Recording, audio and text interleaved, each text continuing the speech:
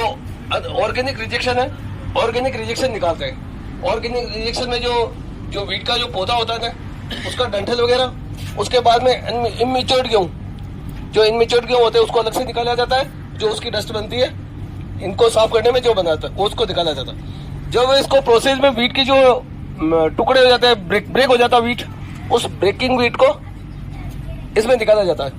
अब आता है अनऑर्गेनिक रिजेक्शन, जिसमें स्टोन, मड, डस्ट वगैरह उसको सेपरेट किया जाता है। उसको एक डिस्टोनिंग जो मशीन होती है, उस डिस्टोनिंग से उसको सेपरेट किया जाता है। वो मशीन चलती है डेंसिटी पे वो ग्रेविटी के आधार पे उसको सेपरेट करती है। ये भी इस प्रकार से निकाल लिया जाता है। परंतु एक जो गेहूं में एक मडबोल आ जाती है, मडबोल का मीन्स जो पौधा खेत से उगता है ना, उसमें हल्की सी एक मडबोल होती है, मिट्टी, हाँ, वो मडबोल इस प्रोसेस से नहीं निकल पाती है।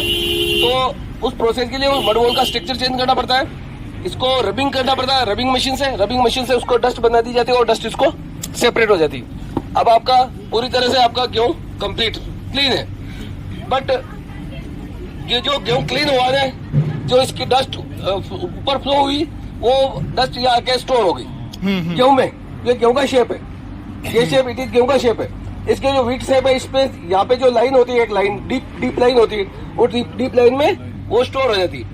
उसको रिमूव करने के लिए एक नीडल मशीन होती है, नीडल मशीन में नीडल लगी होती है। उस नीडल मशीन में उसको रोटेट किया जाता है। जब वो रोटेट होगा गेहूं, तो उस डीप में से नीडल जाएगी और इसको सेपरेट कर देगी, है ना?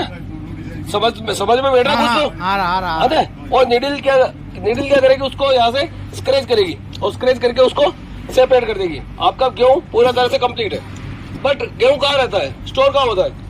फार्मर्स के हाउस में, एग्री मार्केट में, वेयर हाउस और गोडाउन वगैरह, वहां पे गेहूं स्टोर होता है।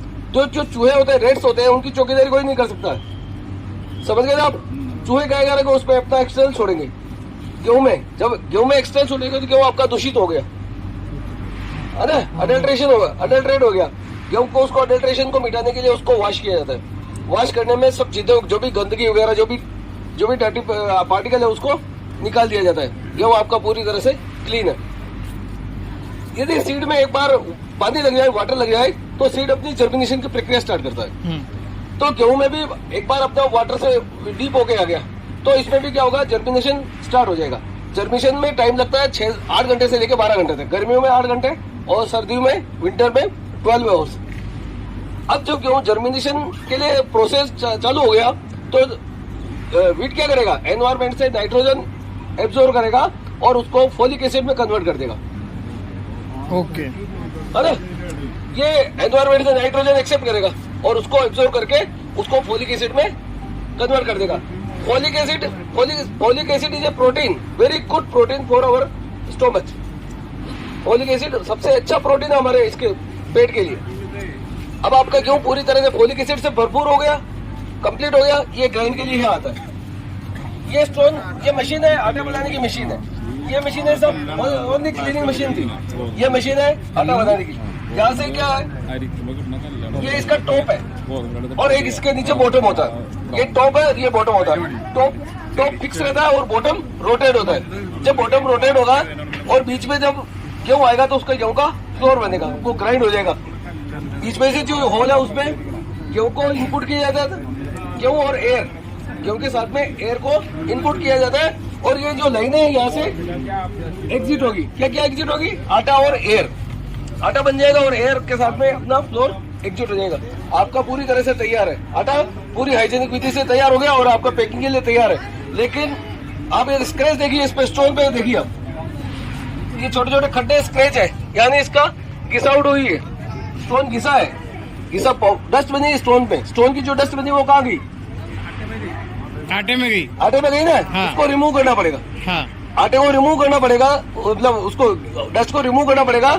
तो इसके लिए एक प्रोसेस, मैग्नेटिक फील्ड का प्रोसेस है। एक मैग्नेटिक फील्ड से उसको आटे को निकालते हैं। वो मैग्नेट इसलिए काम करेगा कि जो आपका ये स्टोन है, ये एक आयरन कोटेड जो डस्ट होती है, आयरन कोटेड डस्ट, जिसपे जो सेंड होती है, उस सेंड से बनता है। मतलब एक बिल्कुल बारीक बारीक जो सेंड होती है, आयरन कोटेड जो सेंड होती है, उससे बनता है। और आयरन कोटेड सेंड की यदि कोई डस्ट बनेगी तो वो भी आयरन कोटेड होगी। तो आयरन कोटेड में मैग्नेट काम करेगा, क्योंकि उसमें आयरन है तो निश्चित रूप से उसमें मैग्नेट काम करेगा। ये जो ये आपको ये पाउडर और ये आटा है, ये रिजेक्शन है, वहां से जब ग्राइंड हुआ तो दोनों एक थे, ये सेपरेट किया है मैग्नेट ने। ये इस प्रकार का ऊपर बड़ा मैग्नेट होता है। हाँ, ये आपको मैग्नेट डाल के बता रहा हूँ।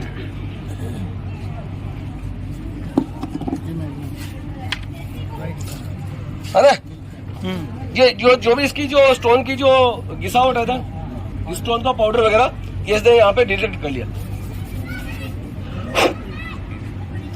और ये आपका फ्री है, ये मतलब इसमें कोई अडल्ट्रेशन नहीं है।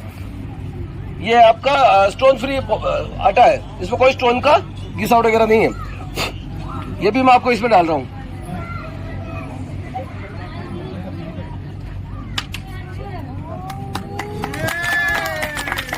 बहुत अच्छे से समझाया सर आप। ठीक है।